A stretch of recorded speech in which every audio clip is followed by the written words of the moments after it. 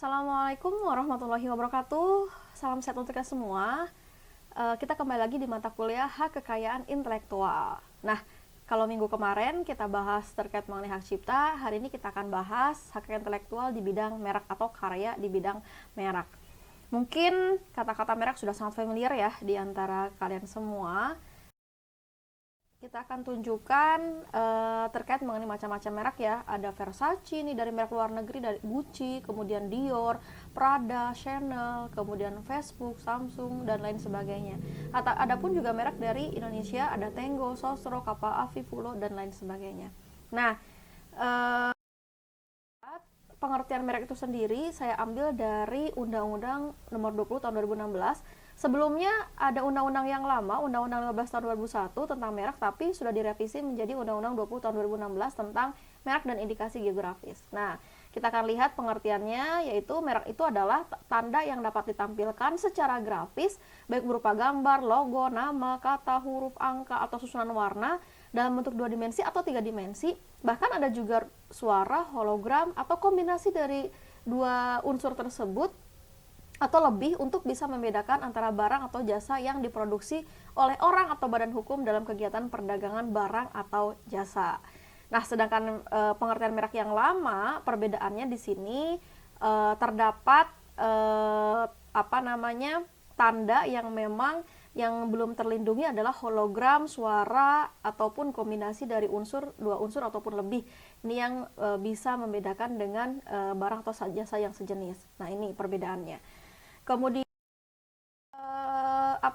tadi di dalam pengertian merek itu ada yang namanya tanda berupa gambar, logo, dan sebagainya. Nah, kita akan lihat macam-macam merek dikategorikan nama itu apa saja. Contoh misalkan di sini saya contohkan ada nama orangnya, misalkan ayam goreng Nyonya Suharti, kemudian ada Pierre Cardin, ada Giorgio Armani, atau ada kosmetik dengan merek Ivan Gunawan. Ini kan merek macamnya berupa nama.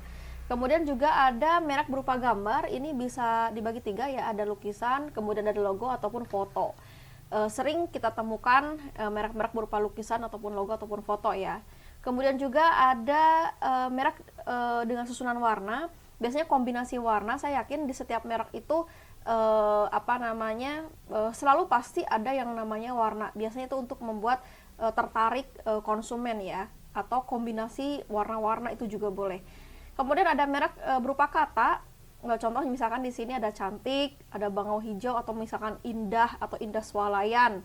Nah, ini juga bisa berupa kata.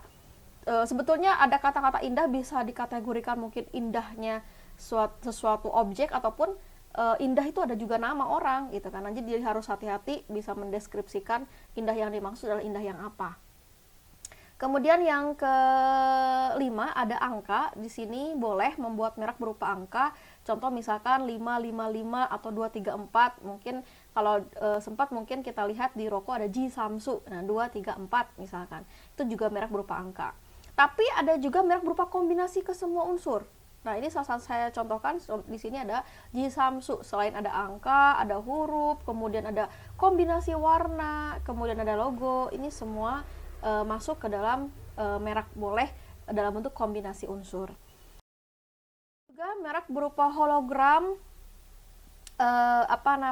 boleh dibuat merek berupa hologram kalau di undang-undang yang lama belum didaftar ya, maksudnya belum masuk ke dalam perlindungan merek. Kalau sekarang sudah masuk ke dalam perlindungan merek. Ini suara pun juga sama, boleh sekarang di undang-undang merek itu dilindungi gitu kan.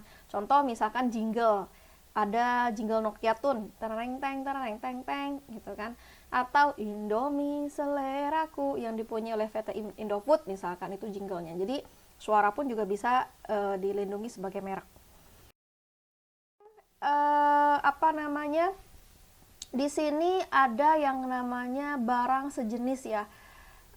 Barang sejenis itu yang bisa didaftarkan adalah yang mempunyai daya pembeda gitu kan. Jadi yang bisa diperbandingkan itu adalah barang dengan barang, jasa dengan jasa, barang dengan jasa, itu boleh. Tapi balik lagi tadi ya, harus harus ada kreativitas tertentu ya, tidak boleh sama gitu kan, apalagi barang dengan barang, jasa dengan jasa gitu kan. Contohnya di sini ya, contoh barang yang ada yang sejenis, ada yang tidak sejenis. Contoh ban dengan mobil, kemudian kartu main dengan permainan kartu dalam komputer, bir dengan air mineral, kemudian mie dengan tepung. Ini kan merupakan barang yang tidak sejenis. Kemudian ada barang yang sejenis, contoh misalkan biskuit dengan roti, toko roti dengan roti, lem industri dengan lem. Nah, ini salah satunya. Kemudian barang yang tidak sejenis juga, contohnya adalah misalkan ada merek polo dengan merek polonya pakaian atau baju dengan merek polonya permen. Ini kan juga barang yang tidak sejenis. Apakah diperbolehkan? Kalau gini nggak masalah gitu kan, karena ada perbedaan barang yang tidak sejenis gitu. Untuk peletakan ya harus sekreativitas mungkin ya, jangan sampai akhirnya mendompleng merek yang terkenal juga gitu. Kemudian sekarang kita akan lihat bagaimana, kalau tadi tentang merek, kita akan lihat hak atas merek. Beda ya merek dengan hak atas merek. Hak atas merek adalah hak eksklusif yang diberikan oleh negara kepada pemilik merek yang terdaftar untuk jangka waktu tertentu dengan menggunakan sendiri merek tersebut atau memberikan izin kepada pihak lain untuk menggunakannya. Kenapa sih disebut juga dengan hak yang namanya hak eksklusif? Karena memang hak eksklusif ini diberikan kepada orang-orang yang memang punya ide gagasan yang diwujudkan dalam bentuk karya cipta ya, gitu kan. Salah satunya misalkan di bidang merek, jadi dia punya hak ekonomi juga di dalamnya gitu kan, yang sifatnya mungkin bisa komersial, yang menguntungkan pihak si pemilik merek tersebut.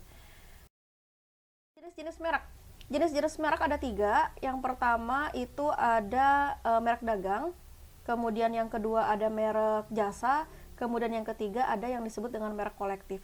Merek dagang itu adalah merek yang digunakan pada barang yang diperdagangkan oleh seseorang atau beberapa orang secara bersama-sama atau badan hukum untuk membedakan dengan barang sejenis lainnya. Sedangkan merek jasa itu adalah merek yang digunakan pada jasa yang diperdagangkan oleh seseorang atau beberapa orang secara bersama-sama atau badan hukum untuk membedakan dengan jasa sejenis lainnya.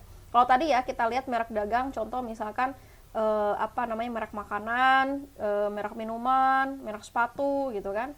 Kalau merek jasa, contoh misalkan di bidang jasa ya, ada JNE, JNT, kemudian ada Grab, Gojek gitu kan, dalam bentuk jasa gitu kan, pelayanan, service mark. Sedangkan yang ketiga adalah merek kolektif. Merek kolektif ini adalah merek yang digunakan pada barang dan jasa dengan karakteristik yang sama mengenai sifat, ciri umum atau barang atau jasa serta pengawasannya yang akan diperdagangkan oleh beberapa orang atau badan secara bersama-sama untuk bisa membedakan dengan barang atau jasa sejenis lainnya. Contoh ini ada larutan penyegar. Sama-sama larutan penyegar, cuma mereknya berbeda, nama mereknya berbeda. Yaitu ada merek cap badak, ada juga merek misalkan cap kaki 3 atau mungkin larutan-larutan yang lainnya. Tapi dengan nama yang sejenis, larutan penyegar gitu. Nah, mungkin itu saja untuk hari ini materinya tentang merek. Kita akan kembali lagi minggu depan. Semoga bermanfaat ilmunya dan tolong kalian aktif diskusi dan mengerjakan tugas juga gitu kan. Terima kasih. Assalamualaikum warahmatullahi wabarakatuh.